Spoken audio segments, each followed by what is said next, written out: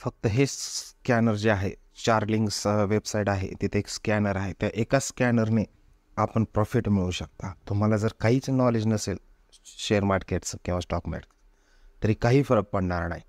जे मी आता 2 मिनिटातच तुम्हाला सांगणार आहे की ॲक्च्युली हे स्कॅनर कशाप्रकारे यूज करतात ते. हे चार्टलिंकची तुम्ही वेबसाईट ओपन करा मोबाईलमध्ये आणि इथं आपल्याला स्क्रीनर दिसतं. इथं स्क्रीनरवरती क्लिक करा. क्लिक केल्यानंतर तुम्हाला अशा टाईपचं स्कॅनर येईल. सॉरी, हे स्कॅनरला क्लिक करा तुम्ही. अशा टाईपचे तुम्हाला स्कॅनर येतील. भरपूर स्कॅनर आहे, पण आपल्याला फक्त बुलिश स्कॅन मधले हे पहिलं जे आहे बुलिश इंगल्फिंग स्ट्रॉंग, ह्याच्यावर क्लिक करा. इथं तुम्हाला segment stop passes all the cash येईल. तुम्हाला कॅशमध्ये फक्त तुम्ही निफ्टी 50 करा. निफ्टी 50 करून इथं खाली रन स्कॅन आहे, इथं रन स्कॅन करा.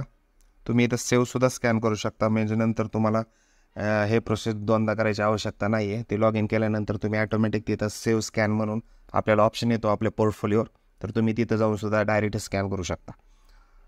हे नंतर आपल्याला अशा पद्धतीने इथं स्टॉक मिळतील. आपल्याला स्टॉक नेम, सिम्बॉल आणि किती % चेंज झाला आहे आणि आज किती % स्कॅन आहे. No stock filter in the scan.